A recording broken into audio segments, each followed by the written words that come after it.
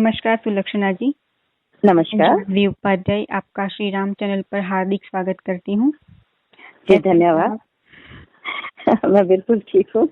आप सबसे बहुत बहुत अभिनंदन, नमस्कार, सत श्री अकाल, आदाब। Thank you. Shri Ram channel के दर्शक आपके जीवन के बारे में जानना चाहते हैं, जैसे आपका बॉर्न, आपका एजुकेशन, फैमिली, तो उसके बारे में साझा कीजिए। हाँ जरूर, क्यों नहीं। आप लोगों से साझा नहीं करेंगे तो किससे करेंगे। जी बिल्कुल। हाँ, आप सब हमें चाहने वाले हो, अपना प्यार देते हो, तो क्यों नहीं, आपकी उत्सुकता हम जरूर पूरी करेंगे। जी। तो जहाँ तक जन्म हुआ हमारा, तो हम तो पंजाब से हैं, पंजाबी हूँ मैं। जी। और एजुकेशन मेरी दिल्ली में हुई, परवरिश वहीं हुई। और बाकी तो बॉम्बे आए को मुझे करीब 30 साल हो ही गए हैं। और यहाँ आके मतलब अपने ये जो कला है, इसके आकाश को छूने का मन था और हम यहाँ आ गए। बाकी जो है, हाँ, यहाँ पर ये जरूर कहूँगी कि बचपन से ही ये ख्वाहिश तो थी कि मैं जिंदगी में आगे कुछ करूं, अभिव्यक्त करूं, पर वो कैसे करूंगी उसका नक्शा दिमाग में साफ नहीं था। वो धीरे धीरे पता चला। जी, आपकी रामायण में एंट्री कैसे हुई? रामायण में ऐसा था कि बचपन से ही, जैसा कि मैंने कहा कि मैं मतलब कुछ अभिव्यक्ति करती रहती थी अपने आप को। जब अपने मैं कहीं पर भी मार्केट में कहीं घूमने जाते थे अपने फादर के साथ, बच्ची सी थी मैं, तो रास्ते में कई लोग दिखते हैं, कोई कैसे बिहेव कर रहा है, कोई कैसे बिहेव कर रहा है, यू नो। तो कोई चिल्ला रहा है, कोई भीख मांग रहा है, कोई चीजें बेच रहा है, तो कोई किसी की पिटाई कर रहा है, वगैरह वगैरह, पता नहीं क्या क्या। तो मैं घर आके उसको इमिटेट करती थी। तो मेरे पेरेंट्स बहुत हंसते थे और वो देखते रहते, क्या करती रहती है। तो ये लगता है कि एक स्पार्क था जो वो समझ गए, मैं तो नहीं समझ पाई। तो मैं कभी भी कैमरा शाय या किसी तरह से, वो स्टेज शाइनेस नहीं थी मुझमें, तो मैं ऐसी हरकतें करती थी।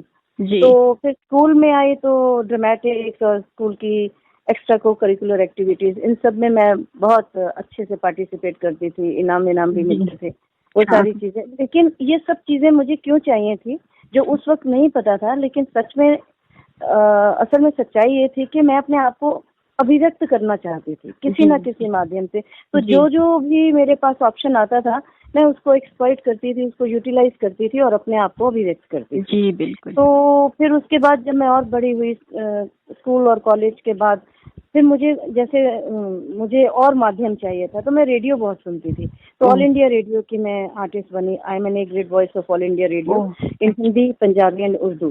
तो वहाँ पर मैं सिलेक्ट हुई और ड्रामा में तब मुझे समझ में आया कि ये जो ड्रामा है, नाटक है, क्या स्टेज है, मंच है, उस पे अभिव्यक्त करने का मेरे लिए बहुत अच्छा एक रास्ता है। तो जब मैंने ये सब रेडियो वगैरह ज्वाइन कर लिया, तो मुझे लगा ये तो कमाल की दुनिया है जी, ये तो कमाल की दुनिया है। और मैं इसमें अपने आप को इतना मतलब खो जाती थी अपने पात्रों में। तो वो जब मैं रेडियो करती रही खूब किया मैं।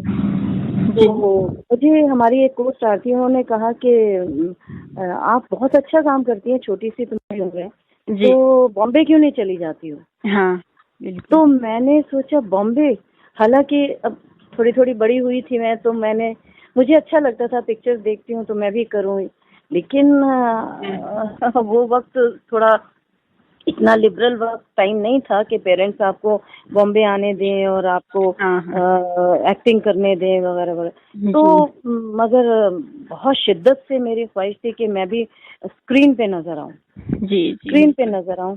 तो रेडियो तक तो बहुत कर लिया था, लेकिन दिखती तो नहीं थी, स्क्रीन पे नजर नहीं आती थी। तो हालात तो ऐसे नहीं थे, बंदिशें थी, बहुत कुछ था, एनकरेजमेंट तो टू बी वेरी फ्रैंक कोई नहीं था। मगर कहते हैं ना, जब शिद्दत से कुछ चाहो तो जिंदगी में बहुत कुछ मयसर करा देती है कुदरत। जी। तो हालात कुछ ऐसे फेवरेबल हुए, तो मुझे बॉम्बे आने का मौका मिला। यहाँ पर पापा जी से मुलाकात हुई और मैंने अपना ऑडिशन भेज रखा था दिल्ली से, जैसा कि मुझे बोला गया था। तो मैं सिलेक्ट हो गई थी। तो फिर यहाँ आके भी मेरा बॉम्बे में भी सिलेक्शन हुआ, मतलब नहीं, ऑडिशन हुआ। ऑडिशन के बाद सिलेक्शन हुआ। तो क्या है, रेडियो आपको एक्टिंग सिखाता है, डायलॉग डिलीवरी बहुत अच्छे से सिखाता है। हाँ, बिल्कुल। तो वो मेरे बहुत काम आई। तो मुझे पापा जी ने अपने रामायण के लिए फिर सिलेक्ट कर लिया, क्योंकि मुझे नहीं पता था वो प्रोजेक्ट क्या है, बाद में पता चला वो रामायण है। तो फिर रामायण में मुझे एंट्री मिल गई। हालांकि उस समय 1986 में फिल्म इंडस्ट्री में स्ट्राइक हो गई थी 5-6 महीने की। तो फिर 87 में रामायण शुरू हुई। तो उन्होंने मुझे इस तरह से रामायण में मेरा कारोबार शुरू हो गया। आपने मांडवी के रोल के अलावा और कौन कौन से रोल निभाए हैं? देखिए, अब तो 33 साल हो गए हैं। अब तो मेरे ख्याल से 70 शोज कर चुकी हूँ, कितने ही रोल्स निभाए हैं। बहरहाल सागर आर्ट्स में मैंने बहुत काम किया है। मतलब 17-18 साल तक तो मैं उन्हीं के प्रोजेक्ट में ही काम करती रहती थी। काफी मिलता था, या माइथोलॉजी में, फैंटेसी में, हिस्टोरिकल शोज में। रामायण के बाद इमीडिएटली मुझे कृष्णा सीरियल मिल गया 2-3 साल के गैप के बाद। उसमें मैंने बलराम की माँ रोहिणी का रोल किया। वासुदेव की पत्नी होती है देवकी और रोहिणी, वो रोल किया। बहुत शानदार रोल था वो भी। और उसके बाद मैंने अलिफ लैला किया। अलिफ लैला में अजबेला और अशजार सलातिया, ऐसे बहुत ही जादूगरनी के बहुत ही प्यारे प्यारे रोल थे, वो किए। और इन बिटवीन रामायण और कृष्णा के बीच में मैंने फिल्म की। मीरा दातार की गुजराती की फिल्म, उसकी हीरोइन रही। हरियाणवी फिल्म की अपने हुए पर आए, उसमें भी हीरोइन रही। और फिर इस तरह से सफर जारी रहा। And I never look back, क्योंकि फिर काफी काम मिलता रहा। जी बिल्कुल। जी। और आज तक कर रही हूँ। और बहुत काम किया। स्टार प्लस के कई शोज किए हैं। सहारा पे किए। स्टार प्लस का भी मेरा लेटेस्ट था संजीवनी, उसमें पंजाबी मदर का रोल था। यस। और इस तरह से बहुत शोज किए हैं। जमुना पार, गृहस्थी, डिज्नी पे बेस्ट ऑफ लक निक्की बहुत मशहूर हुआ था, रोली आंटी का कैरेक्टर। जी, वो तो पता है हमें। पता है। तो ये चीज है, कॉमेडी, पॉजिटिव, नेगेटिव, हर तरह के रोल। जी। सुलक्षणा जी, आपने एक्टिंग का प्रोफेशन ही क्यों चुना? आपको यही क्यों पसंद आया? ऐसा है जानवी जी के शुरू से ही ना अपने आप को एक्सप्रेस करने की, अभिव्यक्त करने की मेरे अंदर एक इच्छा सी रहती थी कि मैं अपने आप को एक्सप्रेस करूं। और एक वो होता है ना, एकदम सा कोई इंट्रोवर्ट टाइप का बेबी होता है, बच्चा होता है, वो अपने आप चुपचाप बैठा रहता है। मैं वैसी नहीं थी। मैं नॉटी भी थी, मैं उछल कूद भी मचाती थी, अपने आप को एक्सप्रेस करती थी। और जैसा कि मैंने कहा कि मुझे स्टेज शाइनेस नहीं थी, तो मैं अपने आप को पता नहीं क्यों अभिव्यक्ति के उसमें लेके आती रहना पसंद करती थी।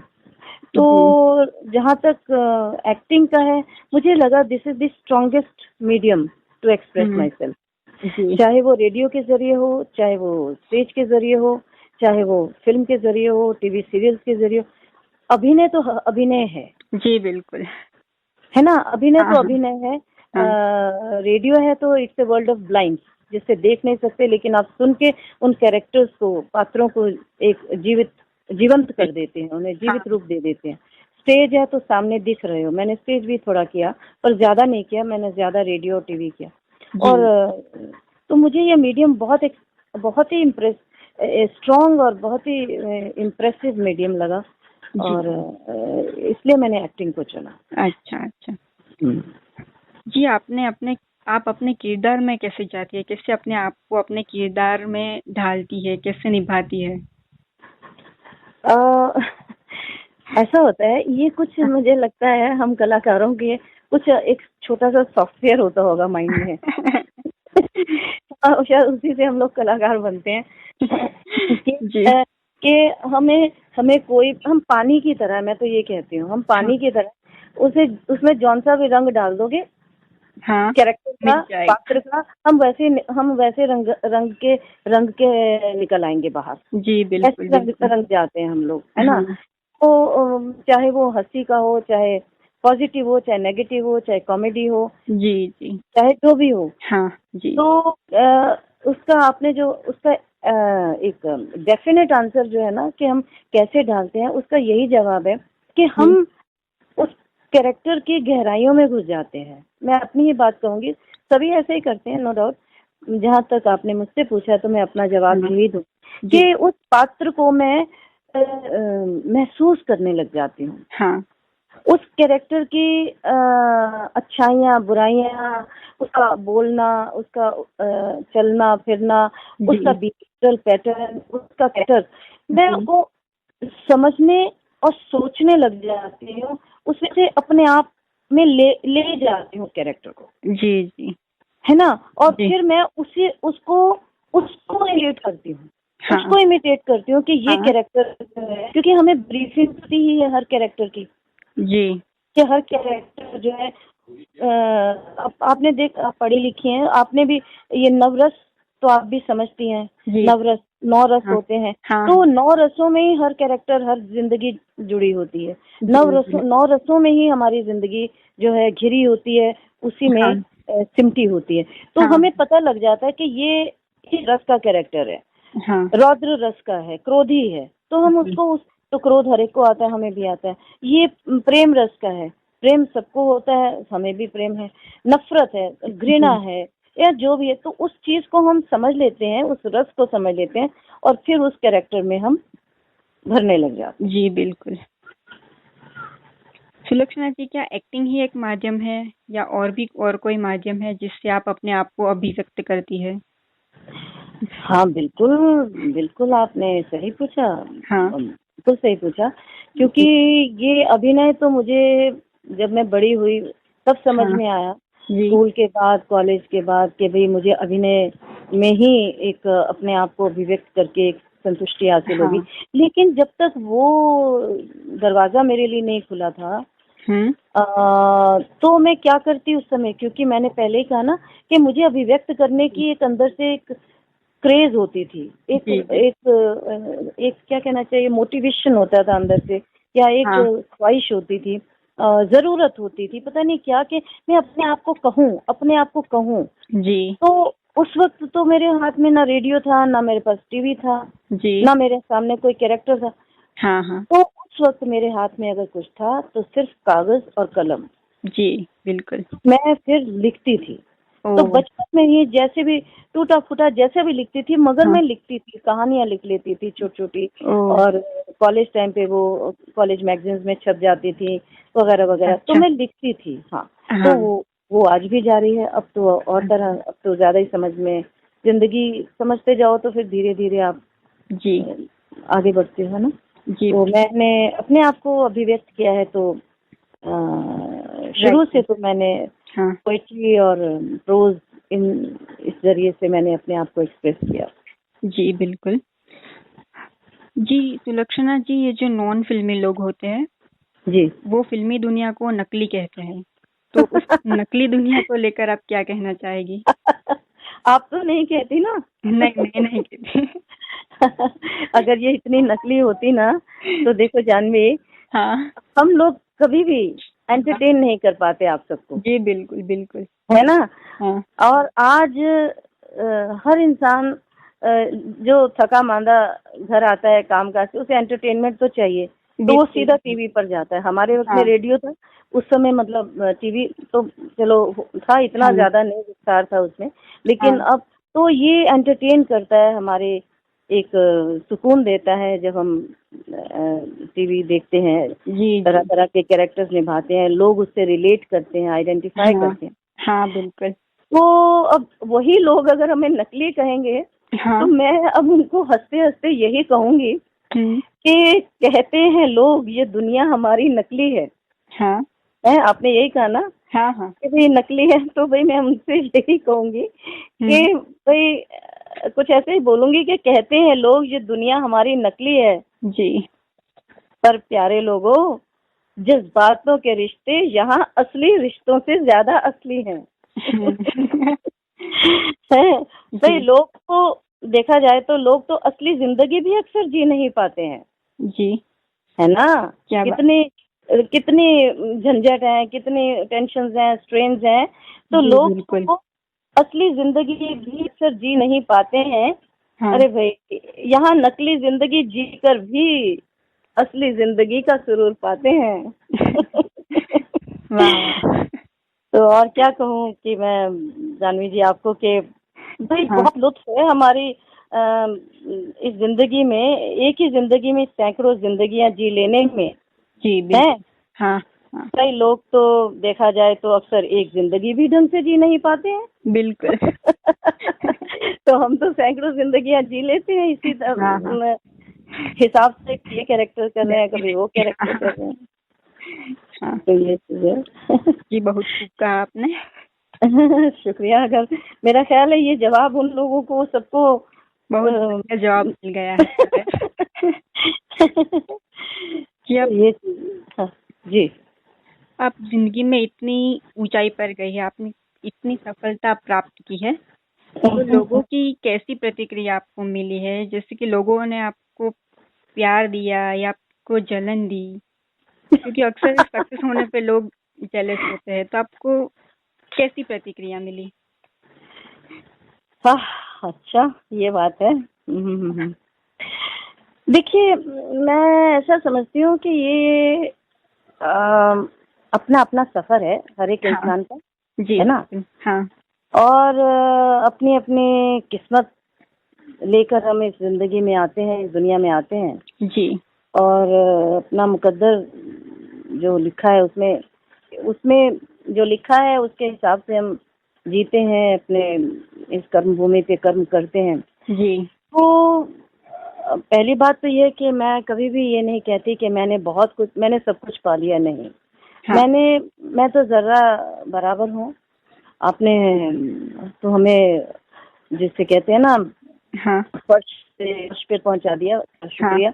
और ऐसा है कि ऊंचाइयां अभी और भी हैं, उन्हें छूना है मुझे। बिल्कुल। खैर फिर भी जो सवाल आपने कहा है कि लोगों की हाँ क्या प्रतिक्रिया रही है, हाँ तो पहले तो मैं ये कहूंगी सफलता को लेकर। तो सफलता जो है ना, हाँ आप कहती हैं कि बहुत सफलता हासिल हुई है, जी बहुत है या कम है। मैं सफलता को लेकर, सक्सेस को लेकर ये कहना चाहूंगी जी कि ये जो सक्सेस की जो हाँ सफलता की जो राह है ना, जी ये बहुत ज्यादा भीड़ भाड़ वाली नहीं होती है।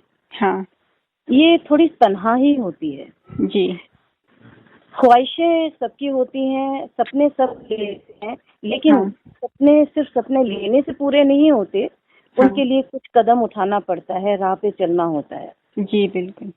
और सफलता के लिए सपने लेना भी जरूरी है, हाँ हाँ पर सिर्फ सपने लेना ही जरूरी नहीं है, उसके लिए कर्म करना ही पड़ेगा। तो जो लोग कर्म नहीं कर पाते ना, हाँ जानवी, वो बहुत पीछे छूट जाते हैं, जी बिल्कुल। है ना। सही। और जो मेरे जैसे लोग और बहुत होंगे, बहुत हाँ होंगे, हाँ हैं, हाँ उनमें एक जज्बा होता है कि मुझे उस मंजिल तक पहुंचना है। उनकी आंख जो है अर्जुन की तरह मछली की आंख पे टिकी रहती है। तो वो फिर चलते रहते हैं। अब ये सफलता की राह जो होती है तन्हा होती है। हाँ और यही कहूंगी कि तन्हा राहों की तन्हाई और ये तन्हा सफर जी है। हाँ और गुजरती है जिंदगी कुछ इस कदर। जी बिल्कुल बिल्कुल। तो ये राह जो है थोड़ी तन्हा होती है, सब लोग साथ नहीं होते हैं। हाँ और जो लोग पीछे रह जाते हैं हाँ उनके लिए भी मैं आपको जरूर बताऊंगी और सच्ची बात बताऊंगी। जी लेकिन पहले मैं ये बताऊं कि मेरी कामयाबियों पे लोगों ने मुझे बहुत प्यार दिया, अच्छा। हाँ बहुत खुशी जाहिर की, हाँ और बहुत मुझे एनकरेज किया। जी यस, नो डाउट, बहुत। और ये जो खुश होते हैं ना, ये ह्यूमन साइकोलॉजी है। जो हमसे ज्यादा हैं और जिनकी कॉन्शियसनेस बहुत एक्सपेंडेड होती है, वो लोग हमेशा दूसरे की खुशियों से खुश होते हैं, जी है ना, चाहे वो अपने हो बिल्कुल। चाहे वो हाँ पराए हों। हाँ और जिनकी कॉन्शियसनेस थोड़ी हाँ अनएक्सपेक्टेड, हाँ छोटी होती है, हाँ तो उनके दिल में ऐसे मतलब जेलिसी वाले फीलिंग्स आ जाती हैं जो नहीं आनी चाहिए। बिल्कुल। बट उनको भी खुश होना चाहिए। पर हाँ, ऐसा था, एक बार ऐसा ही हुआ था, मैंने किसी को बहुत स्ट्रांगली महसूस किया था कि हाँ। कुछ लोग हैं जो उनको नहीं अच्छा लग रहा, तो मैं लिखती हूँ, एक्सप्रेस करती हूँ। तो हाँ। वहाँ मैंने थोड़ा सा ऐसा कुछ सोचा था कि भाई अपने अपने हिस्से का आसमान तो सबने पा लिया। हाँ। भाई उन्होंने अपनी जिंदगी में अपने हिसाब से अपनी सक्सेस हासिल की, हमने अपने हिसाब से अपनी जिंदगी में अपनी एफर्ट से जो सक्सेस पानी थी पा ली। तो भाई उन्होंने भी सक्सेस पाई है, तो अपने अपने हिस्से का आसमान तो सबने पा लिया है। हाँ। हमने पंख फैलाए तो बवाल मचा दिया। हाँ। हमने पंख फैलाए तो बवाल मचा दिया। अरे भाई, हम अपने घोंसले से उड़े जब शान से, जी, हम अपने घोंसले से उड़े जब शान से और अपने हिस्से का आकाश नाप लिया। हमने कहा अपने हिस्से का, हमने ये नहीं कहा कि सारे आकाश, सारा आकाश। हाँ। अपने हिस्से का, हम अपने घोंसले से उड़े जब शान से और अपने हिस्से का आकाश नाप लिया। ओहो, जल उठे दिल छोटे परिंदों के तब, बाज बन पर्वत की चोटी पे जब हमने अपना घोंसला जो बना लिया। जी, बहुत खूब। काए काए करते बस रह गए मुंह ताकते वो, ठीक है। हाँ। हमारे पंखों की उड़ान को हमने जब अपना आसमां पा लिया, फिर भी ना माने वो। हाँ। फिर भी ना जाने वो कि भाई ये तो अपना अपना सफर है। अपना अपना सफर है, अपनी अपनी मंजिल है। जी बिल्कुल। खैर अपनी ऊंची उड़ान पे मस्त हम उड़ते रहे और बस उड़ते रहे। लघु से लघुतम होते बस काए काए करते वो बेजान परिंदे, ओझल होते गए और होते गए।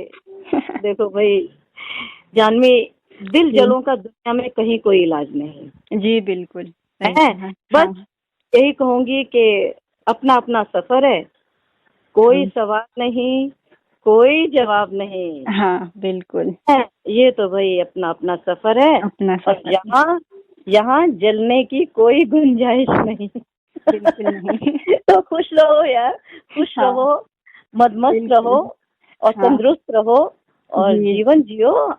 हर एक को परमात्मा ने कुछ ना कुछ मुट्ठी में गुण भेजा है, मिठाई भेजी है, उसका स्वाद चखो। हाँ। हाँ। तो बस आज की मुलाकात हम यहीं पर खत्म करते हैं। जी बिल्कुल। ठीक है।